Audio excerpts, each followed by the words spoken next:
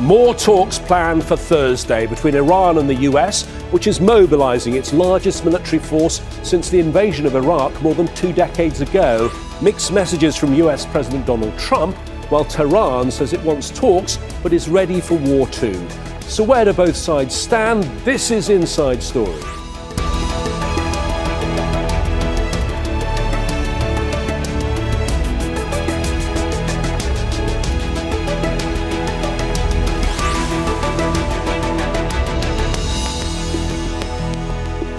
Hello again, I'm James Bays. The US and Iran gear up for more talks on Thursday, with mixed messages from both sides as the world anxiously wonders what's next. Iran says it wants talks but is ready for war if they fail. US President Donald Trump is apparently surprised Iran hasn't capitulated. He's deployed the biggest military force the US has assembled in the Middle East since the invasion of Iraq in 2003. At the centre of the build-up is the aircraft carrier, the USS Abraham Lincoln, with fighter jets including F-18s and F-35s, as well as electronic warfare aircraft. It's supported by several guided missile destroyers operating in the Gulf of Oman and nearby waters. A second strike group is on its way. The USS Gerald R. Ford is currently crossing the Mediterranean, flanked by 3 destroyers. Flight tracking data also shows a surge in activity with multiple squadrons of attack aircraft, refueling tankers, cargo and surveillance planes moving between the US, Europe and the Middle East. All of this is well within range of Iran's extensive arsenal of weaponry. Its medium-range ballistic missiles can travel around 2,000 kilometres, capable of reaching targets in Israel as well as American bases in Turkey and across the Gulf. So what does this military and diplomatic choreography signal? Are the talks meaningful negotiations or just a sideshow? Why would the US assemble such firepower if it doesn't intend to use it? And how might Iran respond? We'll talk to our panel of guests in just a few moments. But first, this report from Alexandra Byers. The American war machine is assembling in the Middle East, while Iranian forces are testing air defense missiles and holding naval drills with Russia, all ahead of another round of indirect talks about Iran's nuclear program, set to be held in Geneva on Thursday. Tehran insists a diplomatic solution is possible, and the president is framing the negotiations so far as encouraging. Posting on social media, Iran is committed to peace and stability in the region. He noted the latest discussions included the exchange of practical proposals and yielded encouraging signals. He went on to say Tehran continues to monitor U.S. actions closely and has made all necessary preparations for any potential scenario. The U.S. president has repeatedly threatened escalation to force a deal. Iran's nuclear program has long been the core issue for Washington and the West. But added to that now is its crackdown on anti-government protesters last month, which led to more sanctions. For 47 years, they've been talking and talking and talking. In the meantime, we've lost a lot of lives while they talk, and legs blown off, arms blown off, faces blown off.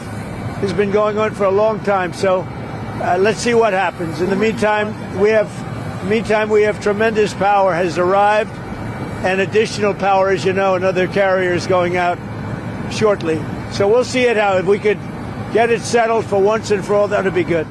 But Tehran has made it clear it will not give in to pressure and will defend itself. I think there is no limited strikes. An act of aggression would be regarded as an act of aggression, period. And any state would react to an act of aggression as part of its inherent right of self-defense ferociously. So that's what we would do. The U.S. Special Envoy involved in the negotiations admitted President Trump thought the military buildup would have pushed Iran to concede by now. He's curious as to why they haven't, I don't want to use the word capitulated, but why they haven't capitulated. Why under this sort of pressure, with the amount of sea power, naval power that we have over there, why they haven't come to us and said, we profess that we don't want a weapon, so here's what we're prepared to do, and yet it's hard to sort of get them to that place. At the heart of the talks is enriched uranium. Iran wants enough for civilian, not military purposes. The US and Israel want zero enrichment. Both sides believe they hold leverage, but the stakes are incredibly high. Even limited strikes could engulf the region, with energy supply routes and global markets hanging in the balance. Alexandra Byers, Al-Jazeera for Inside Story. Well, let's discuss all of this with our panel of guests joining us on today's Inside Story.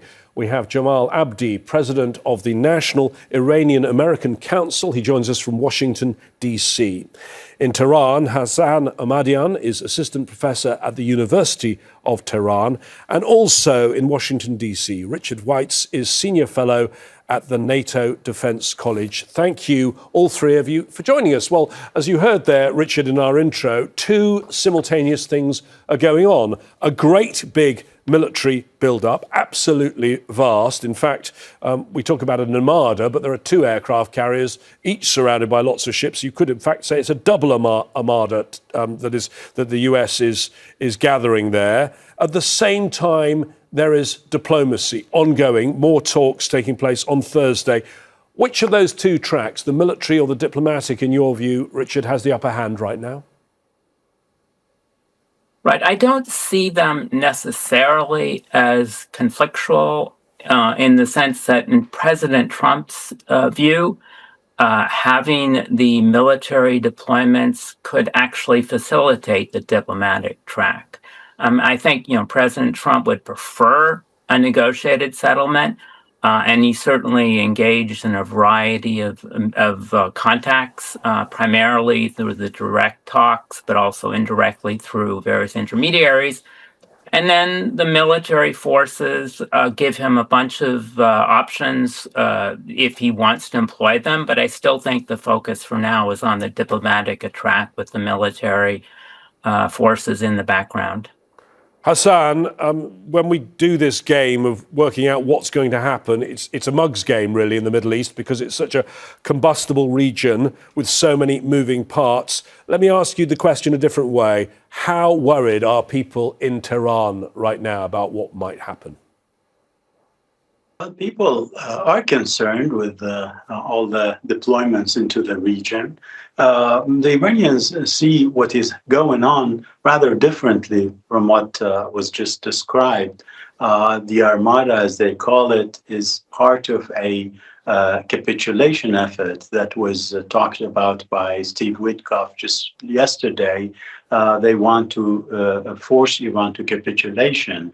That's how the Iranians understood it, and obviously what the envoy said reinforces that message. And that's why the Iranian view and posture is mirroring that of the United States, in that Iranians are talking diplomacy and preferring diplomacy, but at the same time are showing their strength, projecting power, trying to keep the U.S. forces at bay in talks. So they're also backing their diplomatic effort with what they have as military equipments and military might.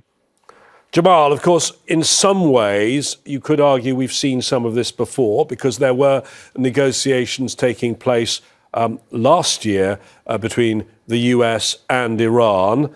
And then, of course, while those negotiations were taking place, with more talks planned, in fact, on the 15th of June, there were supposed to be talks in Muscat, the capital of Oman. 2 days before that, Israel attacked. And the US clearly knew about that. Do you think this time the US is negotiating in good faith? That's a really good question. I think that this time it's more clear and transparent what Donald Trump's view of negotiations truly is. And it's one that focuses pretty intensely on the coercive element of it. I do think, though, that I think Donald Trump is sort of a gambler here who has doubled and tripled down on what really was a bluff and was not intended to be something that committed the United States to a open-ended war with Iran. I think that Trump must be concerned that there is really no sort of low-risk, cheap option here to strike Iran and then quickly get out and not be committed to some long-term, potentially long-term military exchange. And so I think that Trump and the Trump administration, just as the Iranians, have a lot of interest here in finding some way to get to a deal, because the military alternative, I don't think, has been very well thought out. And I think if they have to go in that direction, it's going to be a major investment of time, resources, human capital, not to mention political capital for the administration. Richard, are we even seeing the language of diplomacy? Hassan was referring a moment ago to recent comments in an interview by Steve Witkoff, one of Trump's lead negotiators in this, saying Trump is curious that the Iranians have not yet capitulated. But shouldn't they be negotiating, not talking about surrender? I think in practice they are negotiating. According to the various media sources, there are a variety of proposals under discussion. I think we understand the issues in contention. They're primarily related to Iran's nuclear program, and there are three core issues here. It's how much enrichment should take place in Iran itself, what to do with the uranium that Iran has already enriched, and what kind of transparency measures should be enforced to monitor any sensitive Iranian nuclear activities going forward. And so those three issues, you can think of a variety of trade-offs. Some can be addressed immediately, some earlier. There are other issues that have been raised: Iran's missile program, ties with proxies, treatment of protesters, and so on. But I think the core is going, at least in the near term, will be the nuclear issues. And I think there's still discussions about various options. Jamal, is it that clear cut? Because, I've been trying to read what the US position is, what the US desired outcome is, and different people in the administration seem to, as they did last year, say different things. Is it, Trump has said repeatedly, Iran can never have a nuclear weapon, and Iran says it doesn't want a nuclear weapon. But is their position clearly no enrichment? No, and that's really a big problem with the president's diplomatic efforts in his second term. I don't think that the last round of negotiations that preceded the June strikes were ones in which the United States had a clear position until near the end of those talks, when the military adventure broke out. And as you note, Donald Trump has always said no nuclear weapons. That's sort of ambiguous, but I think people who are trying to look at things glass half full, people who hope for a deal, thought that that was sort of ambiguous enough that it left room for a creative solution that maybe did not cross the Iranian red line of zero enrichment, but satisfied some of the skeptics of the JCPOA that Iran wouldn't be able to break out. Since then, this zero enrichment position has somewhat hardened politically in the United States. That came as Republicans in Congress sent multiple letters sort of demanding the administration maintain this position. And so I still think it's in flux, but there's sort of two parallel processes happening. There's sort of the process that is being run by bureaucrats and technocrats and sort of the political machinations of Washington around what diplomacy needs to look like from a Republican president. And then there's the Trump process, which is a little bit more make it up as you go along and spitball. And so perhaps somewhere between those two processes, there is actually a solution here. But when you are hearing on one hand about sort of ambiguous, but ambiguous goals about bottom lines like the nuclear program, on the other hand, you hear people talking about the need for Iran not just to prove that its nuclear program is not for military purposes, but potentially has to limit its ballistic missile distance, potentially has to eliminate support for proxies in the region. Then you get into this territory where I think it's very hard to imagine that the United States is negotiating from a position of good faith, because those are big, unwieldy challenges that need serious negotiations to ever potentially unpack. And what we have here is sort of this gunboat, we want a fast answer negotiation. And so I think that is a much more favorable scenario for a simple solution that is more of a compromise and is only focused on the nuclear issue versus this broad, comprehensive deal that I think people who don't actually want a deal are saying must be what is on the table. Hassan, perhaps you could give us clearly what the Iranian position is on enrichment. I think I'm right in saying Iran says that under the 1970 Non-Proliferation Treaty, that every country has a right to enrich. And I also think Iran is worried about the Libya model, what happened in 2003 when the Libyan leader Gaddafi gave up all his nuclear program and, of course, only a few years later was attacked by NATO and found himself, deposed and killed soon after. Incremental escalation against its foe has been one U.S. policy for decades now. And of course, that's in the back of the heads of many Iranian strategists here. But at this point, as Jamal, I think, explained quite well, the Iranian view is that we don't have a clear position on the part of the United States. We articulated a position that is focused on the nuclear and brought it to the table, as the Iranian diplomats are saying. But at the same time, we hear different voices from the U.S. team. One time it's no bomb policy, another it's no enrichment, and voices about Iran's ballistic missiles program, its regional policy, its foreign policy, etc. So the fluctuation there is really frustrating. You don't have a clear position on the other side. But when it comes to Iran, it's clear. We will trade transparency and limits, as it is said by many Iranian officials, for sanctions relief. And that was done back in 2015. Iran has shown that it's not willing to go for weaponization, and it expects for return sanctions relief. That's the entirety of the Iranian position. The mismatch with the American position, which fluctuates, is really something that troubled the previous discussions, the 5 rounds that preceded the war, and now it's troubling it again, because every time, as we hear from diplomats here, every time the U.S. team comes to the room, they're as if we didn't have discussions before. It's reset, and that's frustrating, and it's really impeding progress.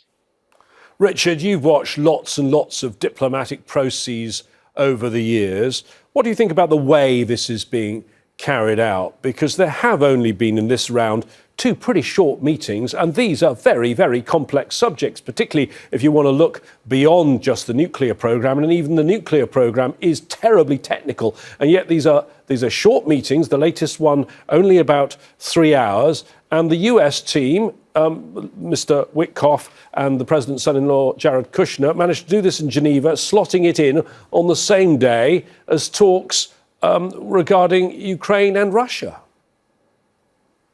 Yes, this is, I think this is a feature of the Trump's administration foreign policy, relying on a few key envoys and empowering them. It's been done sometimes in the past. Henry Kissinger had a lot of authority to negotiate deals, and that sometimes worked well.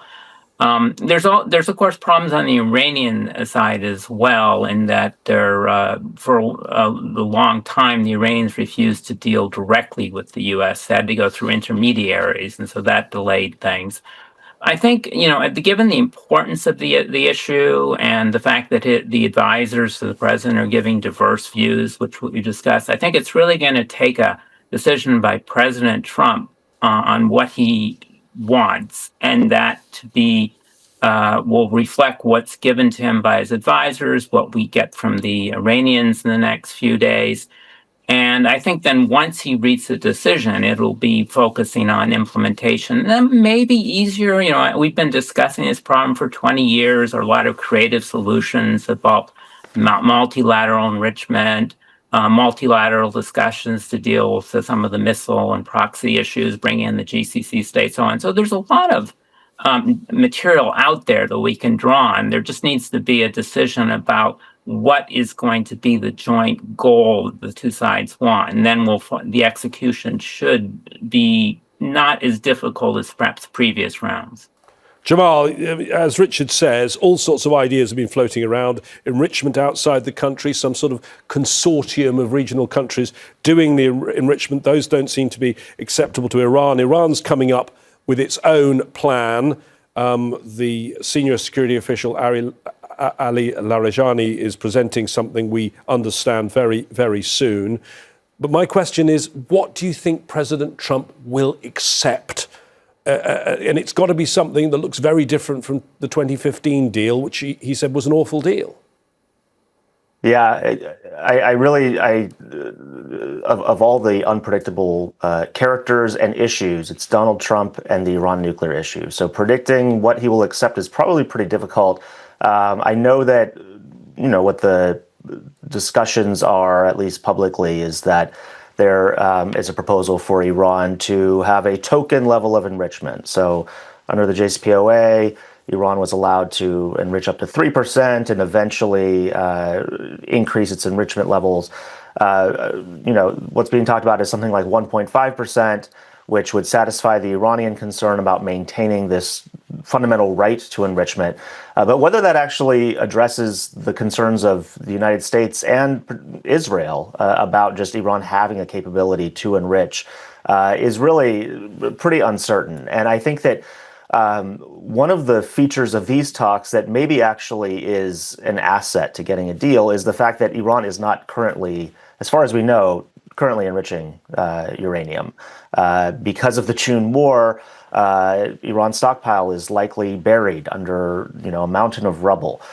This, for the parties at the table, could be useful to be able to say, okay, we're going to continue to not enrich for some time period and then have a token level of enrichment so that Iran has that right. But then for Trump, you have something that Obama was not did not obtain through his talks, which is some sort of suspension of enrichment. I don't know if that's on the table or if it's even possible, but there are new dynamics here that I think allow the parties to find ways to potentially satisfy their bottom lines. And it is really a question for Trump. Is no enrichment his bottom line? Because if it is, this has been a position that has prevented the United States from resolving this issue for many years. And it wasn't until Obama came in and said, we're actually going to compromise on that one issue. That is what unlocked the JCPOA and unlocked the ability for the parties to reach a deal. So if Trump is able to do that, I think that there are kind of a multitude of ways to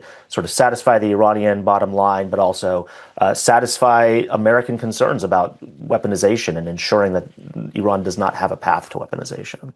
Hassan, you'll be aware that President Trump came into office with a campaign saying he didn't want to fight any more foreign wars, and yet you've got this massive build-up of military air power and naval power just off the coast of Iran. Perhaps Trump emboldened by what happened last year, but also Venezuela. I mean, let me ask you this question. Is there a Venezuela model in this that Trump might try to remove the Ayatollah and keep the government in Tehran, and would that ever work?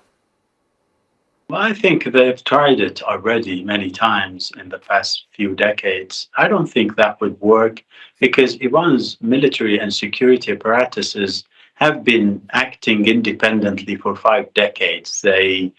We don't have American boots on or presence in the country, and we don't have Israeli presence. I mean, of course, spies might be, but presence in the sense of the official presence, as the companies were in Venezuela, for instance, they weren't here.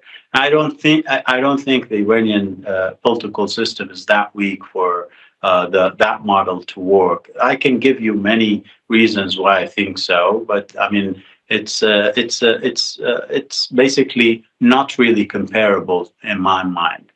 But generally, what concerns the Iranians is not that model. It concerns them that this basically standoff can escalate into a conflict. They prefer diplomacy, but they are not willing to give everything for that sake. They want diplomacy to work in a give and take way, not in a capitulation way. And it boils down really to whether the United States wants a no-bomb policy vis-a-vis Iran, or it wants all Israeli priorities in Iran. If the latter is the case, I'm afraid there won't be a deal, and we are up for a confrontation. And that's the most concerning thing, not really the Venezuela model or any other model in Iran. Richard, by some estimates, 40 to 50% of deployable US air power is now directed towards Iran. Does that tell you anything about the timeline for this? Because one assumes you can't just keep all those forces there indefinitely. Well, there isn't an urgent imperative in the military sense. I would disagree with you there because as discussed, Iran is not going to get a nuclear weapon soon. Its missile and other forces have been weakened by the June war and will not soon be rebuilt. And there's not another security crisis. So if there would look like China was going to invade Taiwan or something else, which would force a timeline, need to reposition the U.S. forces at some point, that might drive it. But President Trump showed a lot of patience in Venezuela, keeping large numbers of forces there for months. I think that he can take time to see the negotiation process go further, and he doesn't need to execute an urgent military operation. That said, there are a number of forces there. He has a lot of military options, and he can implement them fairly quickly if he decides it's necessary. But I don't think he's made that decision yet. Thank you very much, Richard. Thank you to our guests today, Richard Weitz, Hassan Ahmadian and Jamal Abdi. For more background context and analysis on this story, check out our website, aljazeera.com. We'd like to know what you think too. Post your comments on our Facebook page.